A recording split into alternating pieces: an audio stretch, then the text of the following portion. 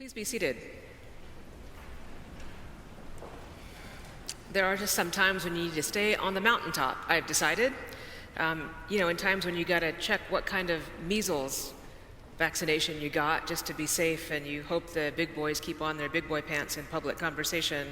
I'm just gonna say this is one of those times where we need to stay on the mountaintop for a minute. So we're working on how we can do that together. So as we prepare for a holy Lent, my invitation to you is to go back to the beginning.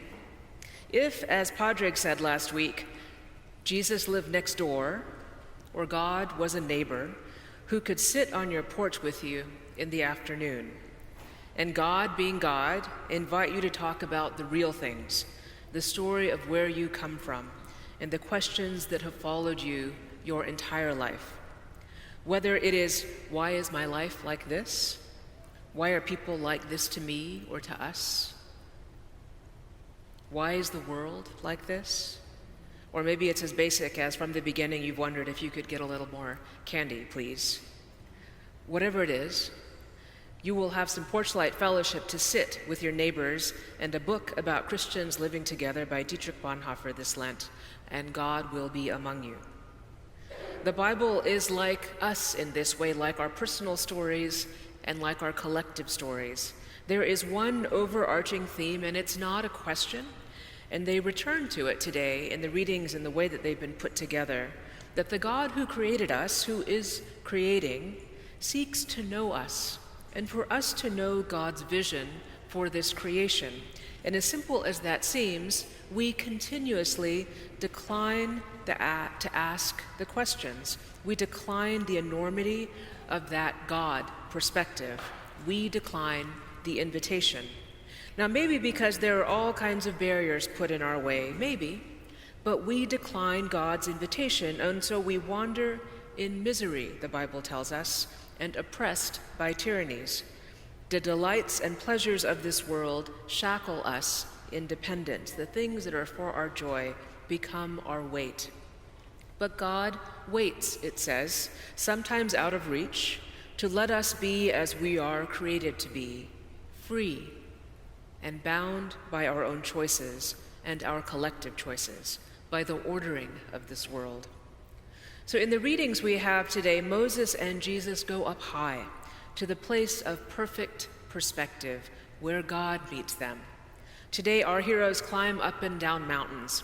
Moses has just returned up to Sinai to try again for the commandments. And remember that Moses comes down the first time, a few chapters before, with those first commandments, and finds the people worshiping a golden calf they had made. So hard to imagine it sometimes, and other times not so much. A statue of gold made of their fine things they had melted down, because he was away from them for so long, they said.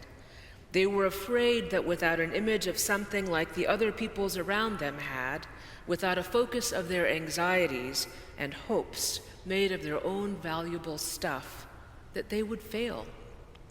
When Moses comes down from the mountain that first time, instead of finding the people praying for him as he had asked, as he appeals to God on their behalf, they are dancing around a statue made from their jewelry, and they have decided it has the virtues of God, their liberating God, that it has power, that it can hold their fear and lead them to freedom.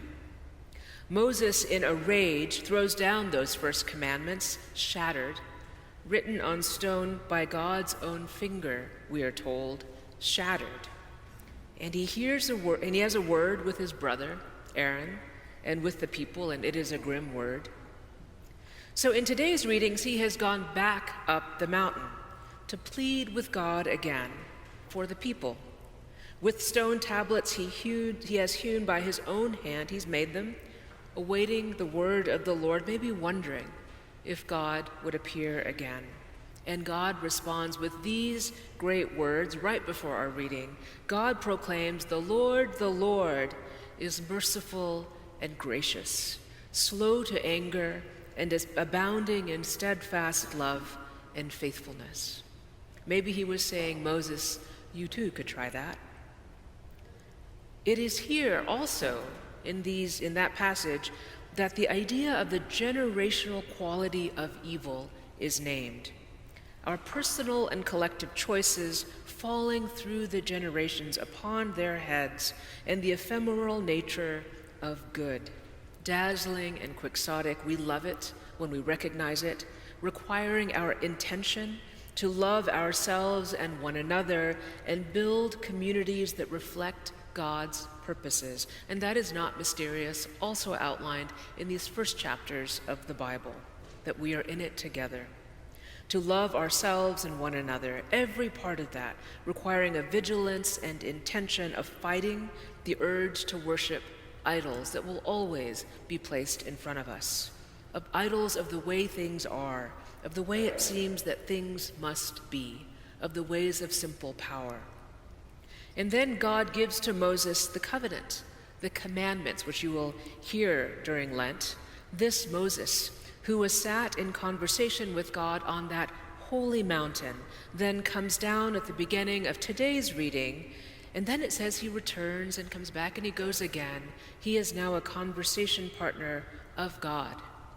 And because of that, he can reveal his face to God alone on that high place. And he has to cover his face for the people because it does not say they cannot bear it. It says they don't want to look at it. It has a shine to it, it says, and I don't read Hebrew, but someone look it up. Wonder what that shine was about. They don't want to look at it. They don't want to see him. They are afraid of the face of the one who speaks to God. Or is it that they, the idol makers, do not wish to gaze upon the face that reflects the truth of God back upon them? God's visions among them, forced to be veiled, but that close if they wanted it. Now, in the gospel reading, Jesus and Peter, James and John go up a mountain and find Elijah and Moses in glory, it says, like the hymn, in light. And that same shine comes upon Jesus, it says, from glory to glory. And then they come down from that mountain to a world of sick children and evil and hunger and war. They will feed and heal and teach and preach. In Luke, the idea of staying up on that mountain doesn't even get a real hearing. In some of the other Gospels, there's a little conflict up there. There's an argument. Not in this one. The cloud comes over them in Luke, and the Lord of Moses speaks, claiming Jesus as the Son of God. God is among them on the mountaintop, the chosen one to be listened to, a secret they carry with them until the end. They have seen Moses and Elijah in glory, the disciples, the great prophets who knew God in their lifetimes. They knew the intention of God for God's people and proclaimed it. This Jesus is like them, we learn today, among the lineage of prophets and teachers and apostles and dealers in wisdom. That is also our heritage. Hagar and Huldah and Mary and John and Lord and Bonhoeffer. In every generation, more than the world is comfortable encountering face to face. The poets tell us the world is charged with that shining, like shook foil, Hopkins writes, the ephemeral, delighting sparkle of shine. And we see in these readings the real struggles and temptations of people just like us, following God by a pillar of cloud and fire in their real lives and yet faltering, because the days were so long and hard and they kept coming. God's mighty acts and God's intentions clear and not nearly enough for the struggle of the day, it seems. So we return without fear to beginnings, yours and the world's, and let us do it again as we approach this Lent. The world is doing it. Israel and Palestine, where our heritage of religion comes from. Ukraine and Russia in front of all of us. White and black, immigrant and native born. Let us not be afraid, for we have made our own mountaintop here. It's what a church is, and we practice it up here. What a delight. You can take the veil off up here and cast your face up or down, however you choose, kneel or stand or sit, laugh or cry, and let your deepest knowing be known to you, surrounded by the power of those who have come before, with your eyes cast on the generations yet to come. What drives you? one day to the other, what do you dream of for this beautiful and aching world and for yourself?